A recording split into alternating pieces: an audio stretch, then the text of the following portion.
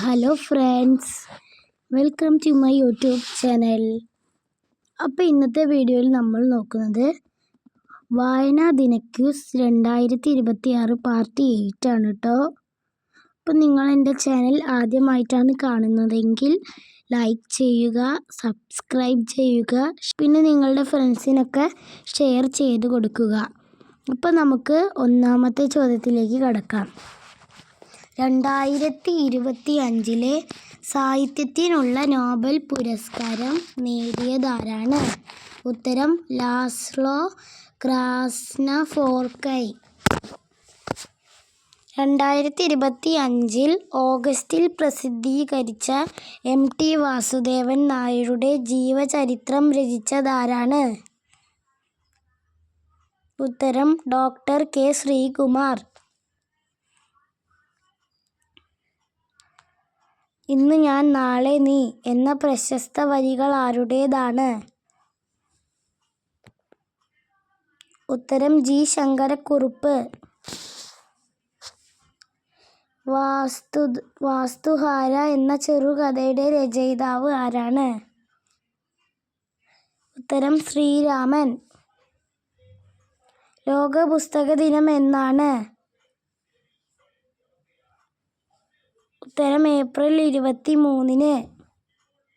കുഞ്ഞുണ്ണി മാഷിൻ്റെ ആത്മകഥയുടെ പേരെന്താണ്? ഉത്തരം എന്നിലൂടെ.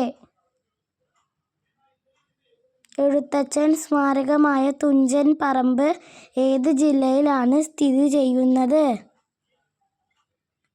ഉത്തരം മലപ്പുറം. കുട്ടേട്ടൻ എന്ന തൂലികാ നാമത്തിൽ അറിയപ്പെടുന്നതാരാണ്? ഉത്തരം കുഞ്ഞുണ്ണി മാഷ്. കേരള സാഹിത്യ അക്കാദമിയുടെ ആസ്ഥാനം എവിടെയാണ് സ്ഥിതി ചെയ്യുന്നത്? ഉത്തരം തൃശ്ശൂർ. കേരള ടാഗോർ എന്നറിയപ്പെടുന്നതാരാണ്? ഉത്തരം വള്ളത്തോൾ നാരായണ മേനോൻ. കേരളത്തിൽ ഏറ്റവും കൂടുതൽ ഭാഷകൾ സംസാരിക്കുന്ന ജില്ല ഏതാണ്? ഉത്തരം കാസർഗോഡ്. കുറ്റിപ്പെൻസിൽ ആരുടെ കൃതിയാണ്? ഉത്തരം കുഞ്ഞുണ്ണി മാഷ്. ചെമ്മീൻ എന്ന പ്രശസ്ത നോവലിലെ പ്രധാന പ്രണയ ജോഡികൾ ആരെല്ലാമാണ്? ഉത്തരം കറുത്തമ്മയും പരീൻകുട്ടിയും. അമ്മ എന്ന വിഖ്യാത റഷ്യൻ നോവൽ എഴുതിയത് ആരാണ്? ഉത്തരം മാക്സിം ഗോർക്കി.